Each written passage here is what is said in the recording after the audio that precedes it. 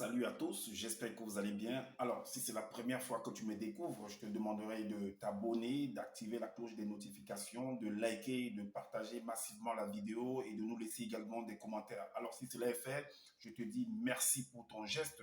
Alors, comme je le dis constamment dans mes partages, que Salomon dit qu'il n'y a rien de nouveau, ce qui a été, c'est ce qui est et c'est ce qui sera encore, et que le physique est le reflet du non visible. Et le Créateur, par son verbe, parle tantôt d'une manière, tantôt d'une autre, et l'on y prend pour un garde. Alors, toi qui m'écoutes actuellement, si tu ne prenais pas garde autrefois, dès à présent, commence à prendre garde par rapport à ce que tes yeux peuvent voir, tes oreilles peuvent entendre, tes sens peuvent capter au travers de la nature. Analyse bien la situation, retiens ce qui est bon et mauvais, bien entendu, et transmets-le également à tes enfants afin qu'ils puissent sortir de l'ignorance. Parce qu'il y a une formule qui dit que l'homme, la femme, l'enfant, l'être, la créature périt faute de connaissance. Donc, il est primordial pour nous de pouvoir fusionner avec le savoir afin d'avoir une meilleure visibilité des choses. Et encore, nos pères, nos mères, dans les temps d'autrefois, ont toujours eu à appuyer leur dit par des métaphores, des énigmes, des paraboles, des dictons, des proverbes, en utilisant les éléments de la faune et de la flore. Et ils ne peuvent pas aller au-delà, car la loi du Créateur le veut ainsi. Nous sommes contenus, tous contenus dans un globe, et personne ne peut sortir. Alors, je reviens encore vers vous par rapport au décryptage, à un débriefing, à une analyse profonde sur l'histoire de ce personnage qu'on nomme le prophète Jonas dans les Bibles classiques. Alors, le personnage de Zololassan a fait une sortie par rapport à ça. Il a écrit dans son titre, en fait, le choc des baleines, en fait, ou alors, oui, des baleines, en fait. Donc, en fait, c'est le Jonas face à la baleine, face, d'autres vont dire face au gros poisson, ainsi de suite. Alors, on va entrer dans ce récit de ce personnage-là qu'il a eu à produire. On va analyser pour comprendre en fait les zones d'ombre qui sont là-dedans. Parce que les gens, certaines personnes en fait se lèvent pour venir faire des enseignements, des dissertations, des rédactions, sans toutefois en fait relever c'est-à-dire les zones d'ombre en profondeur en fait de décrire en fait la chose. Alors donc nous allons analyser avec vous et vous allez comprendre en fait la supercherie, si réellement ils sont dans le sujet ou bien ils sont hors sujet. Est-ce que vous comprenez? Alors donc soyez prêts et c'est parti. Donc nous allons aller dans le livre de Zola qui lui l'appelle le livre le plus puissant, le plus prestigieux, le livre le plus initiatique. J'ai démontré à plusieurs reprises en fait des versets des contradictions, des mensonges, des erreurs dans ce livre en fait. Alors donc on continue, on va dans le livre de Nguma, c'est-à-dire Nguma lui à sa langue douala il appelle Nguma. Nguma ça veut dire dans sa langue la baleine en fait. Et dans les Bibles classiques on l'appelle Jonas. On l'appelle Jonas. Alors, dans d'autres versions, on l'appelle Jonah. Jonah. Alors, il est dit en fait au verset, on va aller en fait, il a pris le verset, le chapitre 1, le verset 46 à 59. Donc, on va survoler, on va prendre des versets essentiels afin de pouvoir mieux analyser la chose. Donc, on va aller au verset 46. Que dit le verset 46? Il est dit que, alors, les marins, bon, j'ai déjà expliqué, j'ai produit des vidéos en fait qui expliquent en fait le départ de cette histoire. Donc là, nous sommes vers la fin du départ. Voilà, oui, du récit, je veux dire. Alors, il est dit que, alors, les marins commençaient à invoquer la manifestation de la grâce. Vous voyez quelqu'un, des personnes, en fait, un groupe de personnes qui sont dans un navire et il y a la tempête, en fait, par rapport à la météo qui va commencer à dire qu'il y aura c'est-à-dire que tout un bruit et tout le monde est paniqué dans ce genre de circonstances. Mais on veut nous faire comprendre que Jonas, en fait, au travers de cette circonstance, lui, il était très calme, il aime aller se coucher. Mais attends, qui de vous peut être dans un navire et il y a la tempête, il y a l'orage, ou il y a par exemple la tempête, par exemple le cyclone, par exemple Katrina, et vous allez dormir en paix sans toutefois que vous soyez gêné. Vous avez déjà vu ça où? Vous avez déjà vu ça où? C'est ce qu'on veut nous faire croire. Ok, on va donc voir. Alors, les marins commençaient à invoquer la manifestation de la grâce de Loba en leur langue maternelle. Oh Loba, nous ne sommes pas dignes de t'invoquer, mais nous te supplions de ne pas nous envoyer dans le Mundima Kodi, c'est-à-dire que le séjour des morts, à cause de cet homme, car nul n'est semblable et ne peut être comparé à la manifestation de ta puissance. Donc, comme pour dire qu'à cause de Jonas, s'il te plaît, ne nous envoie pas, à cause de son péché, à cause de sa désobéissance, ne nous envoie pas dans le séjour des morts. Donc, ils se sont mis à supplier, en fait. Alors, donc nous allons entrer en fait dans le psaume, parce que ce verset également, par rapport, comme j'avais expliqué, que voilà, ce sont des marins qui sont en train de, voilà, de voyager. Mais bon, d'autres enseignants veulent mystifier la chose, ils veulent embrouiller les trucs. Nous sommes là pour remettre les choses dans leur puzzle. Donc, nous allons aller dans le livre de Psaume, Psaume 107. Dans le Psaume 107, au verset, parce que ce récit se trouve là-bas. Dans le Psaume 107, on va aller dans les Bibles classiques, c'est mieux. Dans les Bibles classiques, dans le Psaume 107. Un instant.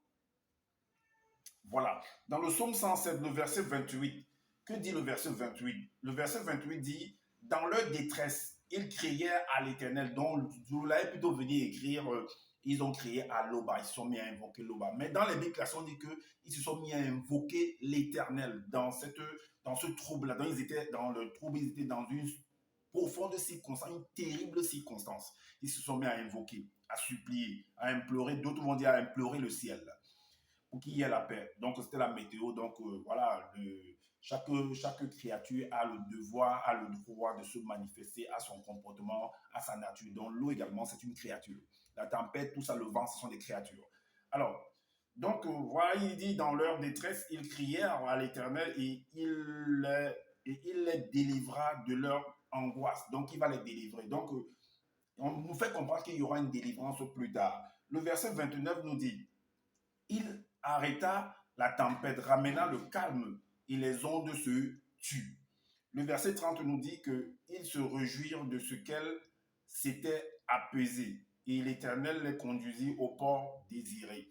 Alors, donc, les marins, ces hommes qui étaient à bord, on dit et on compris qu'en fait que s'il y avait la tempête, selon ce qui est écrit, c'était à cause de Jonas. Donc ils vont se délivrer, ils vont se détacher en fait de Jonas. Ils vont l'extirper du navire, ils vont l'enlever de leur milieu, afin que la paix puisse revenir. Parce que c'était lui la cause en fait de ce problème. Voilà pourquoi, voilà, on dit à cause du péché de la faute et de l'anti-vérité de Ngouma, il y a eu la tempête. C'est ce qu'on veut nous faire comprendre. Voilà, que c'est à cause de Jonas. Voilà pourquoi on va en fait toujours dans le livre de ce monsieur pour vous montrer en fait cette faute-là. Pour vous montrer cette faute-là au verset 22. Au verset 22, il est dit que, pour vous montrer cette faute, il est dit que parce qu'il avait refusé d'écouter en fait selon le récit l'entité qu'il envoyait en mission. Donc l'entité a envoyé également son collègue qui est l'entité primordiale que je vous l'ai dit, l'entité des eaux, pour venir en fait soulever la table. Donc lui, ça l'a dépassé de pouvoir, par exemple, sanctionner Jonas. Il a envoyé en fait la sanction, il a demandé à son collègue, l'entité en charge du domaine des eaux de l'océan, de sanctionner Jonas.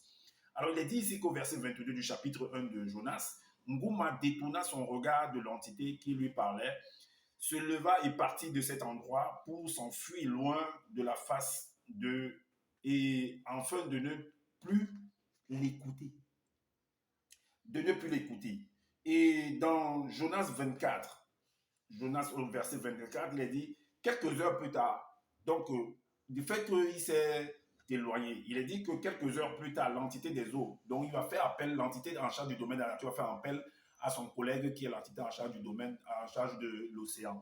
Voilà pourquoi il est dit au verset 24 que quelques heures après, l'entité des eaux fit son apparition au-dessus de l'océan, près d'une contrée de Ouassémoudon de l'Afrique centrale, puis leva les bras et frappa spirituellement, c'est ce que je l'ai écrit, hein. Donc les deux mains l'une contre l'autre en direction du vaisseau, ce qui produisit aussitôt une onde de choc de très forte intensité qui déchaîna sur l'océan, un grand vent impétueux, et il se leva sur l'océan une grande tempête, à tel point que le vaisseau menaçait de se briser. Ça veut dire, il veut nous dire par là que chaque fois qu'il y a une tempête, il y a par exemple une grande inondation, il y a par exemple, je ne sais pas, si vous voyagez en mer, que le bateau, par exemple, si on prend, oui, pas ça, les bateaux à cause de la tempête, donc ça, ils veulent dire que c'est l'entité des eaux là qui les fait souvent périr. C'est vraiment, il veut nous faire comprendre que dans ce navire-là, il y a des gens il y a des pêcheurs et des pêcheresses dans ce navire. Donc voilà pourquoi l'entité vient chaque fois soulever la tempête, en fait, que les gens puissent périr, en fait. Donc, si Normalement, si on veut aller mot à mot, c'est-à-dire de terre à terre avec ce récit-ci, ça veut dire que chaque fois que les navires seront en mer, sur l'océan, et qu'il y a une tempête en fait qui menace de faire couler un bateau, ben, il faudrait que les gens du navire commencent à prier, ils déchargent leur cargaison pour s'alléger et ils prient pour voir ou qui est fautif, qui est pécheur, qui est-ce qu'on réclame, et le prendre et le jeter en fait dans l'océan pour que tout se calme. C'est ce qu'il veut nous dire. Parce que si, oui, bien sûr, on doit, si on accepte ça comme ça, parce que oui, Salomon dit qu'il n'y a rien de nouveau. Ce qui a été hier, c'est ce qui est aujourd'hui, c'est ce qui sera demain. Donc, c'est la procédure à adopter quand il y a une tempête. C'est ce qu'il veut nous faire accepter en fait. Ok.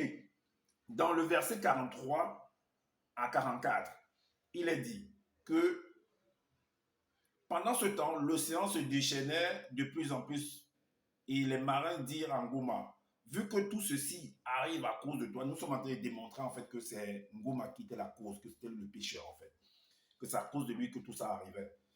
Vu que tout ceci arrive à cause de toi, qu'allons-nous faire maintenant? Ou que vas-tu faire pour que la fureur de l'océan s'arrête? Le verset 44, il dit, donc voici ce qu'il déclare au verset 44, que Ngouma leur répondit, dans ce cas, rendez à l'océan ce qui appartient à l'océan, ou ainsi l'océan deviendra calme. Donc chaque fois que vous allez voyager, vous êtes en mer et qu'il y a de la tempête, il y a du trouble, il y a par exemple la foudre, il y a toutes les manifestations qui peuvent se produire dans la mer, sur la mer ou bien dans la mer pour que un navire puisse se chavirer, ben, mettez-vous en prière, appelez l'Oba et il va vous démontrer en fait une personne, je ne sais pas, ou deux personnes qui sont dans votre navire là, qui sont en fait des maudits, on va dire, je vais dire comme ça, qui sont des abominations. Et prenez cette personne, jetez au cœur de la mer, en fait, que la mer puisse s'apaiser. Parce que c'est à cause de cette personne-là qu'il y a ce déchaînement-là. C'est ce qu'on veut nous faire comprendre là-dedans. Ouais, toi qui m'écoutes là, c'est ce qu'on veut te faire comprendre. Si tu trouves que c'est bon comme ça, tu valides. Si c'est pas bon, ne valide pas. Ok. Alors, on va aller dans le livre de... Parce que même c'est un de ses ancêtres, parce qu'on dit que ce qui a été aujourd'hui, ce qui se passe aujourd'hui, c'est ce qui s'est passé hier, et c'est ce qui se passera demain. Dans le livre de Samuel, il y a également... parce que lui, il a reconnu en fait que c'est sa faute, si tout cela se produit. Donc, s'il y a une telle circonstance, c'est à cause de lui. Voilà pourquoi dans le livre de Samuel, 2 Samuel chapitre 2 Samuel chapitre 18. On reste toujours dans le livre de ce monsieur, au chapitre 18. C'était par rapport à David. David avait commis également, selon le récit, il avait commis également des gaffes. Donc voilà, et il a reconnu sa faute également. Il a reconnu sa faute et il y a eu une sanction qui s'est produite d'une manière ou d'une autre. Le verset 11 nous dit, dans 2 Samuel chapitre 18, verset 11, il dit, Tondo, lui l'appelle Tondo à sa langue, voilà. Donc c'est David dans les Bibles classiques, qui avait vu l'entité des châtiments en charge du domaine de la nature. Vous allez constater que l'entité en charge du domaine de la nature, l'entité des eaux, l'entité de ceci ou de cela, ils sont tous, c'est des tueurs en fait. C'est des tueurs à gages, comme on dit dans les films. Que ce soit Loba, il envoie ces gens devenir tueurs, donc c'est un tueur. Donc c'est quelqu'un qui va créer qui va accoucher, qui va créer des êtres, des créatures, et il va les tuer à la suite. C'est un peu comme un père qui est à la maison avec ses enfants. Ben, il suffit que son enfant fasse une faute, commette une faute là, peut-être à casser un verre, et il tue son enfant, tout simplement. Il tue, malgré que son enfant va demander pardon, il ne va pas chercher à comprendre, il va tuer son enfant. C'est ça qu'on veut nous faire accepter. Donc l'Oba, en fait, c'est un tueur. Le Saint-Esprit, c'est un tueur. Ces anges, en fait, sont des tueurs. Voilà la preuve. Quand tu commets une faute, on dit une faute à moitié avouée, une faute avouée est à moitié pardonnée. Mais il ne pardonne pas. Vous allez voir. Donc, dans Tondo, qui avait vu l'entité des châtiments en charge du domaine de la nature, qui exterminait les gens parmi le peuple, dit à l'entité, je suis le coupable. Et même, je suis le coupable. Donc, on vous montre par là que dans une communauté, parce que ceux du navire, ça représente une communauté. C'était un groupe de personnes. C'était une église. Parce qu'une église, en fait, c'est l'ensemble de beaucoup de personnes. Alors, dans cette église, on a constaté, on a remarqué qu'il y avait quelqu'un qui causait en fait, qui était une porte d'entrée. Est-ce que vous comprenez? Et la personne a reconnu en fait que oui, c'est moi la porte d'entrée. Alors, elle me éjectait moi, elle me extirpait moi, déracinez-moi de votre assemblée, de votre milieu, afin que vous ayez la paix, vous ayez la vie. Donc, sacrifiez-moi. Et c'est ce qui va se passer avec la personne de Jésus, parce qu'il y a également une sagesse une formule indélébile, très, très terrible qui l'affirme. Vous allez comprendre. Dans Jean, dans le livre toujours de ce monsieur, bon, on peut le trouver également dans le livre de ce monsieur. C'est dans l'évangile caché de Koudoumane, au chapitre 35, le verset 44. Dans les Bibles classiques, c'est dans Jean 11, 50. Il est dit que l'un d'eux, donc ils vont se réunir, tels que les marins se sont réunis pour pouvoir invoquer, pour pouvoir après pour faire une réunion de crise, en fait. C'est ce que ça s'appelle. Alors, ils ont trouvé en fait qui était fautif. Et la personne a reconnu. Il fallait qu'on se débarrasse de cette personne, qu'on sacrifie cette personne-là. Voilà pourquoi on dit que c'est au prix d'un sacrifice qu'on sauve en fait les gens. Donc, l'un d'eux leur dit, vous n'y entendez rien, vous ne réfléchissez pas qu'il est dans votre intérêt qu'un seul homme meure pour le peuple et que notre société secrète ne périsse pas, que notre navire ne périsse pas, que nous ne puissions pas périr avec le navire au travers de cette terrible circonstance dont nous faisons face, de cette tempête, de cet orage, du déchaînement de la météo, ou alors, comme je l'ai dit, que c'est en face de l'entité en charge du domaine des eaux, de l'océan. Il faut qu'on se débarrasse de cette personne-là, qu'on extirpe cette épine, qu'on enlève ce caillou de notre chaussure. Et voilà pourquoi on va le sacrifier. Voilà pourquoi on a sacrifié en fait le personnage de Jésus, que je l'appelle Tchokisabé Koudoumane. Est-ce que vous voyez? Parce que si vous lisez la suite, dès qu'il a senti qu'on voulait le tuer, il a fui. Mais on l'avait attrapé néanmoins. Alors, voilà pourquoi il est dit dans l'Ecclésiaste. Voilà la formule qu'il dit. Dans le livre de l'Ecclésiaste. Il est dit que dans Ecclésiaste chapitre 9 au verset 18, il est dit que la sagesse vaut mieux que les instruments de guerre. La sagesse. Bon, les gens, ils sont assis, ils ont réfléchi, ils ont médité, cogité, ils ont vu de fond en comble comment ils pouvaient résoudre cette problématique-là. Voilà pourquoi on dit la sagesse vaut mieux que les instruments de guerre. Point virgule. Mais, mais un seul pécheur détruit beaucoup de biens. Un seul pécheur détruit beaucoup de biens. Donc, à cause de Jonas ou de Ngouma, ben, ça devait détruire toute la communauté, tout le navire. Il fallait l'extirper. Donc, à cause de Jésus, on pouvait perdre en fait tout un peuple. À cause de David, à cause de beaucoup de ces erreurs, on pouvait perdre en fait tout un royaume. Donc, il faut extirper ce pécheur-là. Ok. Donc, on retourne en fait dans... On va également dans... On revient dans Ngouma, au chapitre... Ngouma chapitre 1, le verset 48. Le verset 48. Le verset 48 nous dit que il portait donc Ngouma avec tremblement et le jetait à la fureur de l'océan qui s'apaisait aussitôt. Mais il faut quand même réfléchir. Vous imaginez que vous êtes dans un navire et que vous êtes en train de... C'est vrai, on a dit, c'est écrit toutes ces choses-là et que vous portez en fait un individu, vous le jetez au cœur de la mer pendant que vous êtes en de troubles et vous le prenez, vous le jetez dans la mer. Vous êtes capable de faire cela? Vous qui m'écoutez là. Vous êtes capable de prendre une personne parce qu'il y a le navire qui est en train de chavirer et tout, soit disant que je sais pas, vos rites traditionnels, je ne sais pas quoi dire, ça a fait quoi. Vous prenez cette personne, vous jetez au cœur de la mer. Pendant que vous êtes dans la tempête, vous êtes tous dans les problèmes. Soit disant, on a dit qu'une loi a dit que non, c'est cette personne-là, c'est tombé, on a fait le tirage au sort, c'est tombé, que c'était pour vous le jeter à la mer. Vous êtes capable de le faire?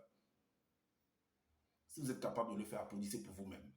Alors, donc, il est dit au verset 40, il portait donc Ngouma avec tremblement et le jetèrent à la fureur de l'océan qui s'apaisa aussitôt. Donc, ils ont pris quelqu'un, ils ont jeté à la mer et tout s'est apaisé. Waouh! Waouh! Alors, voilà pourquoi il est dit dans Psaume, parce que c'est pratiquement le même récit qu'il y a là-bas d'une manière ou d'une autre. Dans Psaume 107. psaume 107. Il est dit au verset 29, il est dit, il arrêta la tempête, ramena le calme et les ondes se tuent parce qu'on s'est débarrassé en fait de Jonas. Tout s'est apaisé. Et dans Ngouma 1, 50, qu'est-ce qu'il est dit? Dans Jonas 1, au verset 50, il est dit que une fois qu'il fut dans l'océan, il descendit dans les profondeurs même de l'océan. De là apparut d'énormes créatures lumineuses autour de lui. Donc, on nous fait comprendre que ce personnage de Ngouma a été jeté pendant toutes les secousses, là, pendant que la tempête est en train de bouger, on l'a jeté en fait dans la mer. Donc, un homme qui est là comme ça, il n'a pas d'instrument, d'appareil qui le permet de vivre, de respirer. Parce qu'on sait que c'est difficile de vivre, en fait, de respirer dans les profondeurs de l'océan. Est-ce que vous comprenez? Et lui, il se jette comme... Vous le prenez, vous le jetez, mais est-ce qu'il s'est préparé pour que vous puissiez le jeter dans la mer comme ça, je dis bien dans l'océan? Ça dit, il n'y a même pas un endroit où il peut s'accrocher. Hein. Vous le jetez. Et on nous fait comprendre que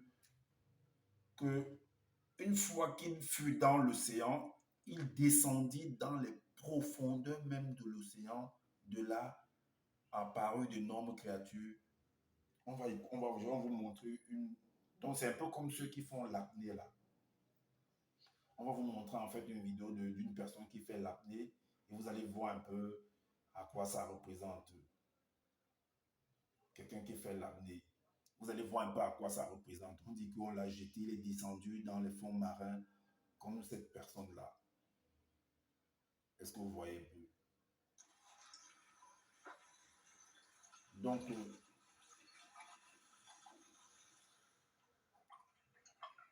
voilà une personne qui est en train de descendre, quelqu'un qui fait l'apnée. Là, il veut faire battre un record en fait. Il est en train de descendre, mais sauf que là, il a une combinaison. Est-ce que vous voyez? Il a une combinaison et il a le nez fermé, donc il va arriver à un certain niveau et il est accroché en fait à une corde. Si vous remarquez bien, il y a une corde. Il est en train de descendre en fait. Vous voyez? Il est en train de descendre dans les profondeurs en fait de l'océan. Alors, il a un certain seuil qu'il doit atteindre et qu'il ne doit pas dépasser. Parce que dans l'océan, en fait, il y a ce qu'on appelle la pression atmosphérique. Et il a accroché à cette corde parce que le courant d'air peut t'entraîner, en fait, et tu disparais. Il y a un seuil qu'il ne faut pas atteindre. Et il y a un nombre de temps qu'il doit chronométrer parce qu'il a eu à s'entraîner. Donc, il ne faut même pas imiter un truc comme ça. Répéter un truc comme ça chez vous, mais dans une piscine, vouloir faire comme si vous voulez faire l'apnée et à ne pas respirer. C'est très, très dangereux. Est-ce que vous comprenez? Donc, ce sont des professionnels là. Et malgré qu'il soit professionnel, il a quand même un seuil qu'il ne peut pas dépasser. Sinon, il va exploser à cause de la pression atmosphérique. Et on nous fait comprendre que Ngouma, lui, il est descendu au plus profond, au fond de l'océan. Je ne sais pas si c'était la nuit qu'il y avait la tempête ou c'était en journée. Mais ce qui est sûr, c'est que plus tu descends, la lumière du jour est au-dessus là-bas. Plus tu descends, tu retrouves l'obscurité totale au fond là-bas. Et on dit qu'il a trouvé des énormes... on m'a dit que des créatures, des énormes créatures lumineuses autour de lui, qui ont éclairé et tout et tout. Et la pression, qu'est-ce qu'il en a fait avec? Qu'est-ce que vous en... Mais vous pensez que la science, c'est comment? Vous voyez, la personne remonte. Vous voyez comment elle remonte? Elle a atteint là où il voulait arriver, elle remonte. Vous pensez que c'est facile? Elle est en train de remonter. Est-ce que vous voyez? Donc, est-ce que c'est possible? Quand vous voyez une telle vidéo, est-ce que c'est possible que ce personnage, soit disant ceux qui sont venus écrire là, que Jonas entre dans et vive encore? Et là, ils vont nous faire comprendre que on va vous montrer également la vidéo que Zola parle, comment il parle lui-même. Allons sur la vidéo de Zola. Vous allez entendre comment lui-même il parle. Comment lui-même il parle. Vous allez entendre comment lui-même il parle. Sur ce message même que lui il a produit, sur cette vidéo que lui-même il a produit, vous allez entendre comment il parle en fait. On va aller à la 11e minute. 11. 36. Écoutons attentivement Zoula parler par rapport à ça. Et vous-même analysez pour voir. Haïti lui-même avait submergé, avait détruit en même temps.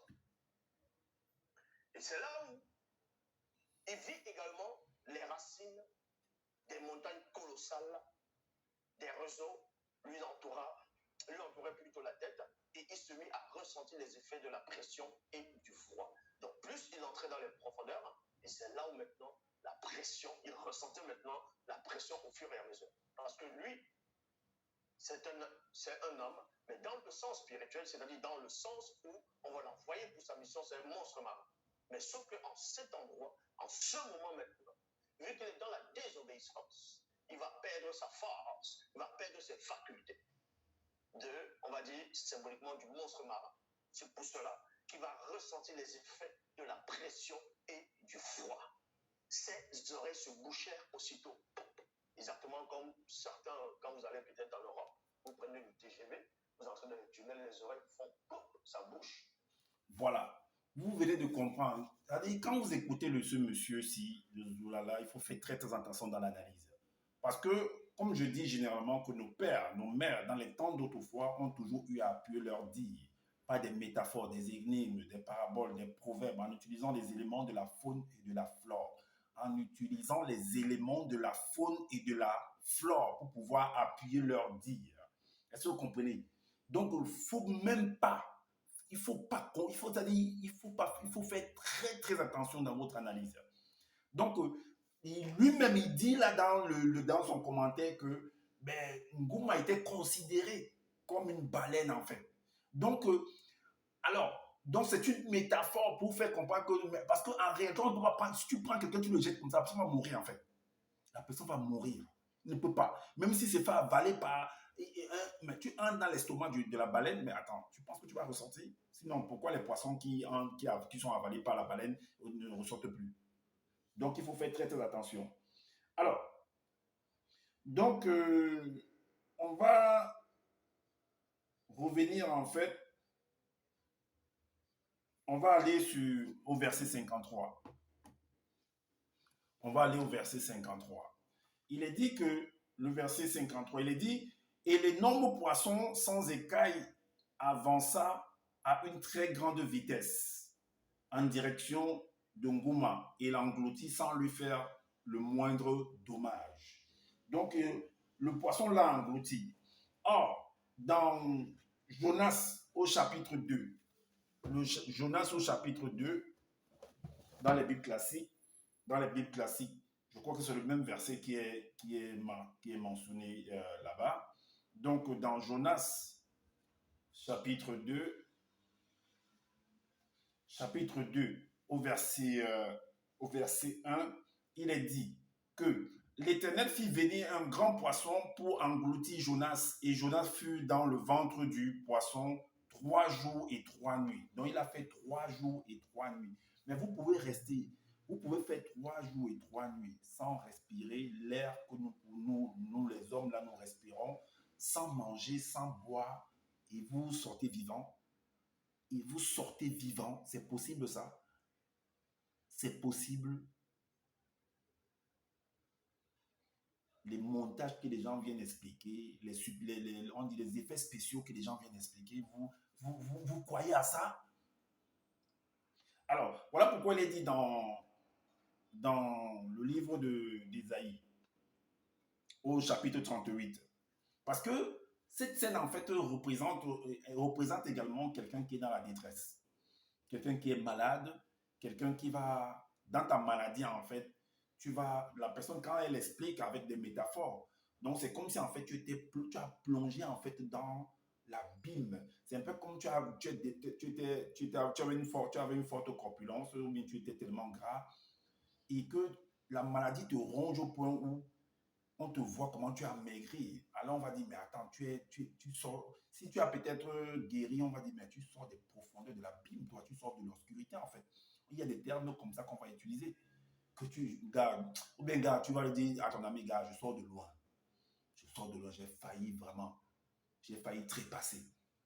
Et vous allez comprendre que même dans le livre d'Ésaïe, par rapport à la maladie et la guérison d'Ézéchias. Et en plus, Ézéchias, en fait, c'était le roi de Juda. Il a été malade. Et il était entré vraiment dans il a eu peur. Et c'est la même scène d'une manière ou d'une autre par rapport à Ézéchias, à Jonas. Est-ce que vous voyez? Donc il s'est retrouvé dans les profondeurs. Vous allez comprendre pourquoi. Lisons. Le verset dans Ésaïe chapitre 38 au verset 9, il est dit que ça c'est le cantique d'Ézéchiel parce que parfois ton histoire, tu peux le rendre en chant, tu peux le rendre sur écrit, tu peux le rendre sur beaucoup de facettes en fait. Ton histoire que tu traverses, tes souffrances, et ainsi de suite. Tu peux l'écrire, tu peux écrire ton histoire, tu peux écrire l'histoire des uns et des autres. Alors, cantique d'Ézéchias, roi de Juda, sur sa maladie et sur son rétablissement. Est-ce que vous comprenez? Voilà, sur sa maladie et sur son rétablissement. Donc, ça fait référence en fait à la situation de Jonas. Donc, c'est quelqu'un qui était malade parce que l'effet dans le péché en fait, tu es dans la maladie en fait selon les explications, parce que quand tu as les explications rationnelles, en fait, être dans le péché, tu es dans la maladie, selon ce que les Bibles veulent nous présenter, tu es dans la maladie. Et maintenant, plus tu ne veux pas, tu n'es pas en train de trouver la solution, mais alors les gens t'apportent des conseils, tu n'es pas en train de comprendre, tu ne fais que plonger dans ta maladie, tu ne fais que te détériorer, en fait. Jusqu'au moment où un jour, boum, on appelle ça la résurrection. Parce que le fait que, par exemple, en fait, le fait d'être en prenant cette métaphore-là, on dit qu'il était dans une baleine, dans l'eau, c'est des profondeurs de sa maladie où il n'en revenait pas. Les gens se sont retrouvés beaucoup dans des situations pareilles, d'autres sont entrés dans le coma, au coma, et ainsi de suite. Et quand il revient, il dit, oh, j'ai vu telle chose, j'ai vu ceci, j'ai vu cela, vraiment je viens de loin, et ainsi de suite. Donc le poisson va le va le rejeter, en fait, va le vomir. Est-ce que vous comprenez? Donc, d'où une sorte de guérison, en fait. Donc, il sort, en fait, de son coma. Est-ce que vous comprenez? Alors, voilà pourquoi il est dit dans Psaume 130. Psaume 130. Psaume 130. Verset 1, le verset 1, le verset 2. Psaume 130. Il est dit, cantique des degrés, du fond de l'abîme, du fond de l'abîme. Donc, c'est des profondeurs terribles, donc dans une noirceur terrible que tu vas te retrouver en fait dans un moment de ta vie. Est-ce que vous voyez? Donc, les problèmes t'ont submergé. Il faut savoir analyser. Alors, donc, David ici, selon ce qu'il veut nous faire que c'est David qui écrivait, donc il racontait sa situation. Donc, cantique des degrés, du fond de l'abîme, je t'invoque, ô Éternel. Le verset 2 dit, Seigneur, écoute ma voix, que tes oreilles soient attentives à la voix de mes supplications. Si vous lisez tout le psaume 30, vous allez comprendre la profondeur davantage. Alors, on va aller maintenant dans...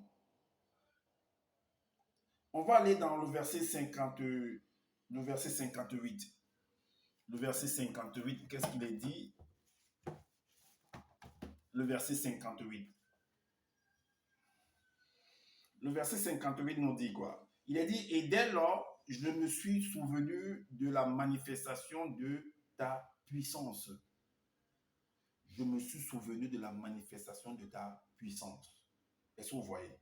Je me suis souvenu de la manifestation de ta puissance.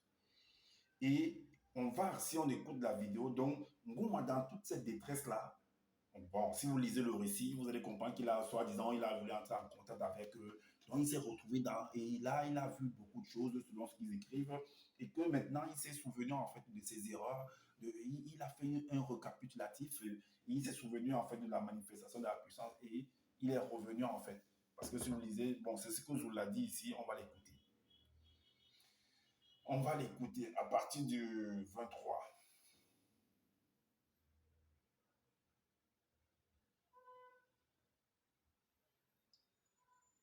23 minutes 29. Écoutons Zola.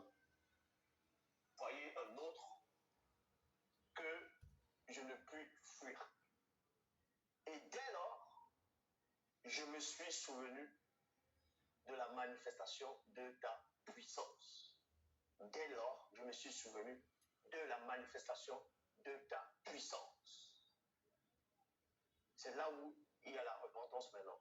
Il commence maintenant. Moudima Madiba, il dit donc l'entité des eaux primitives vit les pensées secrètes de l'esprit de Ngoma. Après quoi, c'est-à-dire l'entité parla de nouveau à l'esprit du grand poisson, donc l'entité des eaux primitives. Donc Moudima Madiba Ibaïdi a parlé maintenant de nouveau à l'esprit du poisson. Et le poisson alla vomi Ngoma tout près de la terre ferme. Et c'est là où le poisson maintenant a compris. Le poisson a vomi Ngoma. Le poisson l'a vomi. Et ce vomissement, c'est aussi un enseignement en même temps. Vous avez compris que c'est là où il a été libéré en fait.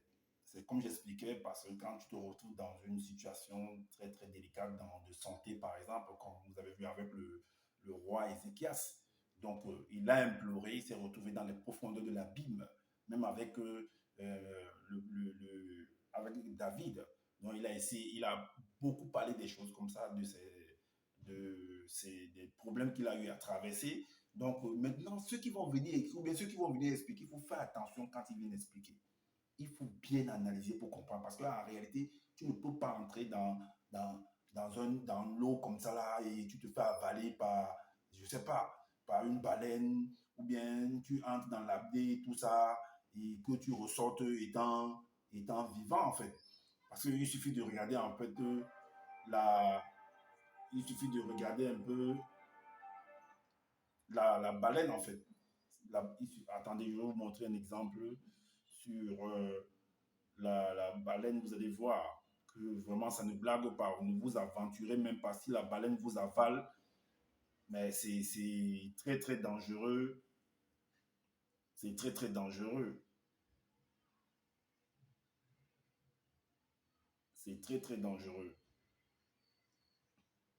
Donc c'est très très dangereux. Regardez par exemple, regardez. Regardez la baleine. Regardez. Regardez la baleine. Observez vous-même ce poisson, ce mammifère-là. Regardez. Un épais nuage de krill est bloqué en surface par des poissons. Regardez.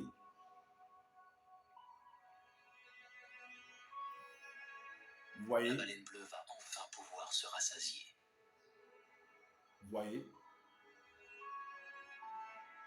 Regardez. Elle a trouvé un repas qui vaut la peine d'ouvrir son immense bouche.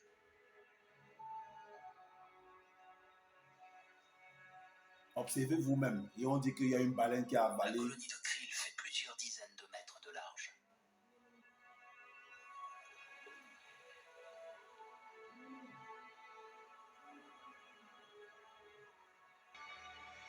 Ils arrêtent avec les effets spéciaux. Regardez comment il ouvre sa bouche. Regardez. Vous avez vu? Regardez cette énorme créature. Regardez.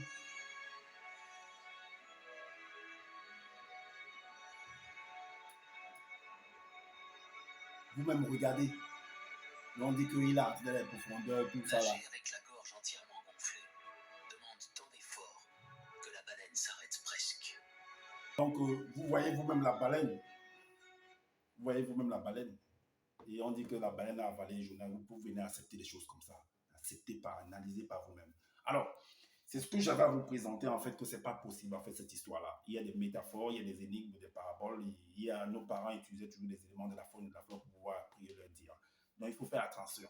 Mais derrière ça, il y a d'autres explications encore de guerre, de bataille. Parce que, comme j'avais dit, que, en fait, la baleine, soi-disant qu'on dit que tu as avalé, en fait, Jonas, peut représenter également un sous-marin. Parce que oui, et les sous-marins sont à l'image en fait des baleines. Donc c'est un instrument de guerre, est-ce que vous comprenez? Pour aller attaquer en fait d'autres territoires. Parce que dit que Jonas est parti à Ninive, soi-disant pour aller délivrer Ninive. Vous savez que chaque État est autonome, est indépendant. Il y a un roi là-bas. Et vous ne pouvez pas arriver comme ça, vous venez dire que vous allez éradiquer en fait un truc. Vous êtes qui pour venir le faire? Alors, c'est un peu comme si on va vous dire d'aller en Suisse Et en Suisse, là-bas, il y a la prostitution. Et là, c'est réglementé. Il y a même des bourses que l'État a fabriquées pour les prostituées. Alors, donc, on sait que ça rapporte en fait à l'État. Et vous dites que vous allez là-bas pour éradiquer en fait la prostitution. Mais ça ne va pas dans vos têtes ou quoi.